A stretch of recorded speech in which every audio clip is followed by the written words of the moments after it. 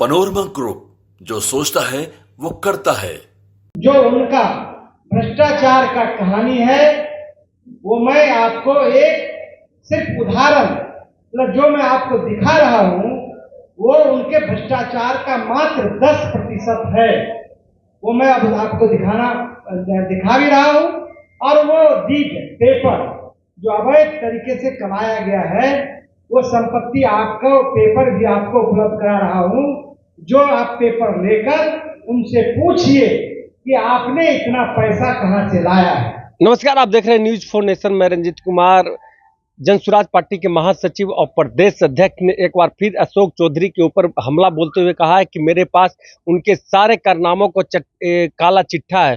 उनके जो खिलाफ है मात्र 10% को ही उगाही किए हैं और पत्रकार के माध्यम से, आप लोग के माध्यम से हम उन्हें डीड दिखाना चाहते हैं कि किस दिन किस तिथि को उनके नाम पर जमीन और संभवी चौधरी के नाम पर कहां कहां किस नाम से लिया गया था। इन सारे चीजों में क्या कुछ कह रहे हैं प्रदेश महासचिव जनसुराज पार्टी के, पहले इनके बयानों को सुने। आज का मुद्दा उसी सरगर्मियों को आगे कर रहा है जो प्रशांत जी के कुछ प्रेस कॉन्फ्रेंसेस से शुरू हुई थी।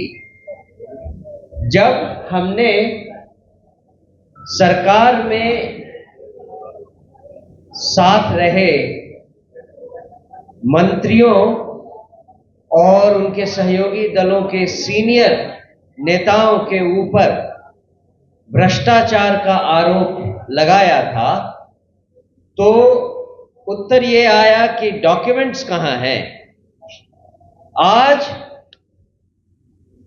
हम आपको ये बताने आए हैं कि जनसुराज पार्टी जब कभी किसी भी विषय पर किसी भी तरह का आक्षेप किसी भी व्यक्ति पर लगाती है तो उसके पीछे डॉक्यूमेंट्री प्रूफ हमारे पास होता है। ये दूसरी बात है कि प्रेस कॉन्फ्रेंसेस में अभी तक हमें आपके सामने वो सारे डॉक्यूमेंट्स दिखाने का मौका नहीं मिला। उसका कारण ये है कि डॉक्यूमेंट्स इतने ज्यादा हैं, भ्रष्टाचार ही इतना ज्यादा है, तो डॉक्यूमेंट्स तो ज्यादा होंगे ही।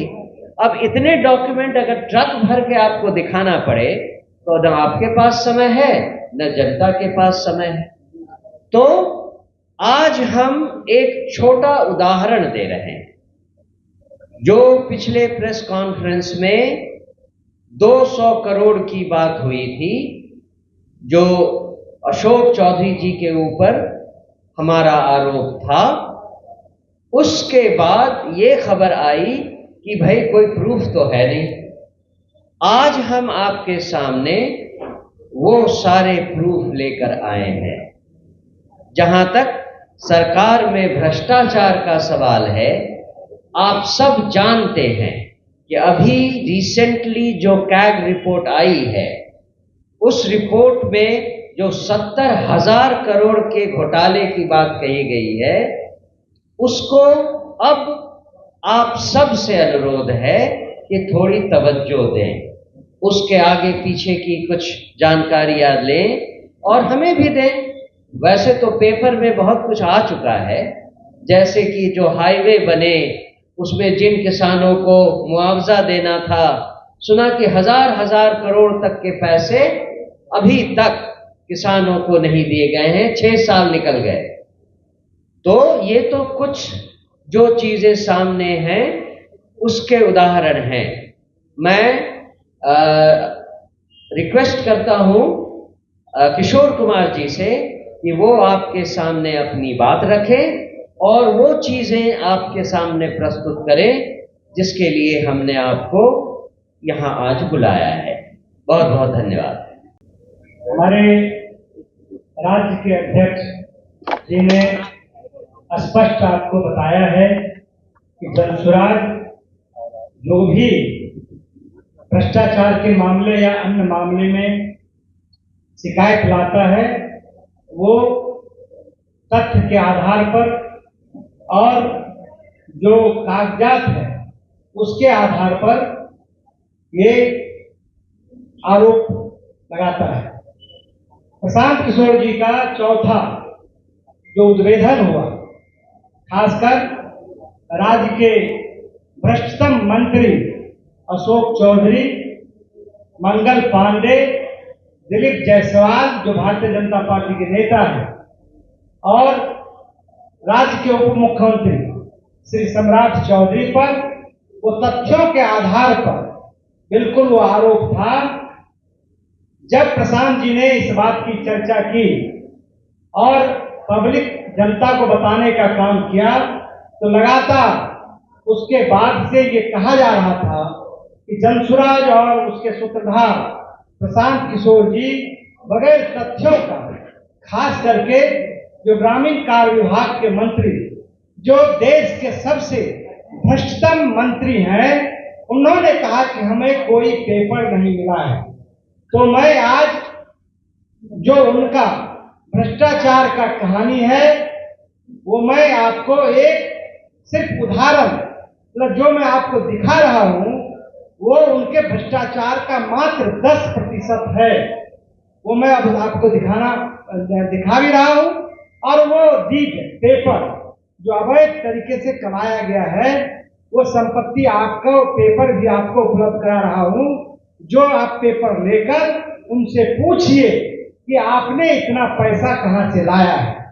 हम सबसे पहले जो उनकी धर्म पत्नी है श्री नीता चौधरी जी,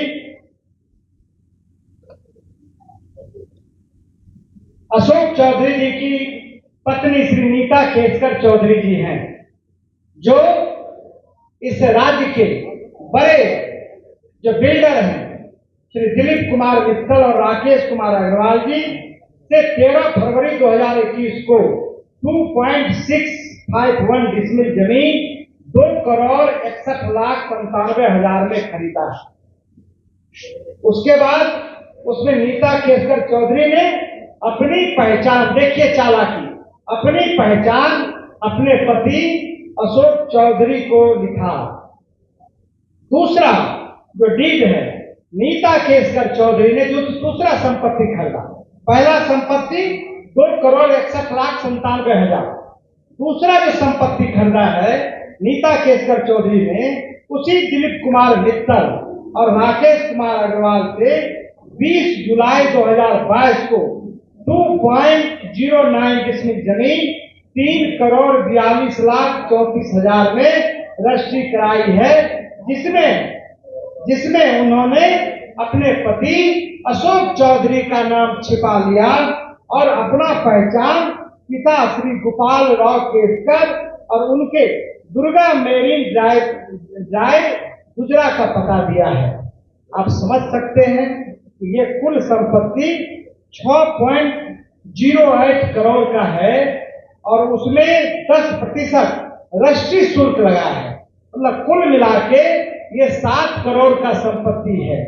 एक में वो पता लिखता है अपने पति के बारे में, उसके निवास के बारे में, दूसरे में वो पता लिखता है अपने पिता के बारे में और पिता के एड्रेस पर वो लिखता है। ये बिल्कुल जालसाजी है, ये धोखा है और ये बड़ा गमन है। हम आपको उसका रजिस्ट्री सीधे तौर से उपलब्ध कराते हैं, जो आप लोग भी इसको देख लीजिए। ये आपको एक डीड है और दूसरा डीड आपको ये है। डीड नंबर आपको 2939 एक है और दूसरा डीड नंबर आपको 10,846 है। ये जमीन रजिस्ट्री हुई है। तो ये आपको मैंने बताया है। दूसरा कि नीता केसकर चौधरी के बारे में आपको मालूम होगा कि उन्होंने वैशाली ट्रेडिंग कंपनी के नाम पर उन्होंने पंजाब नेशनल बैंक से 1,60,00,000 और 1,40,00,000 मतलब 3 करोड़ रुपया उन्होंने लोन लिया बैंक गारंटी के मामले में। जब पंजाब नेशनल बैंक ने खोजा तो वो फर्जरी निकला। ठीक है, बैंक की शिकायत के बाद सीबीआई ने मामले की जांच की। पटना हाई कोर्ट ने उनको, जो उनका पैरवी है और जो उनका सरकार ने पैरवी नहीं किया, उनको दोष मुक्त कर दिया।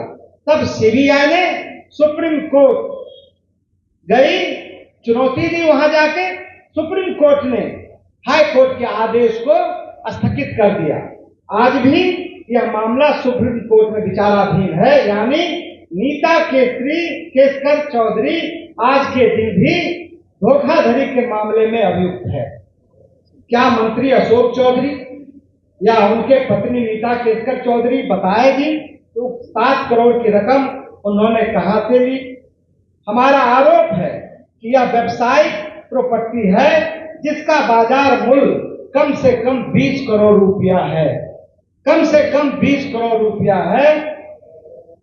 दूसरी बात कि सीबीआई जब जांच कर रही है तो इतना पैसा कहां से लाया है, ये महत्वपूर्ण बात है। ये मैं सिर्फ नीता केसकर चौधरी के बारे में और अशोक चौधरी के बारे में आपको हमने बताने का काम किया है।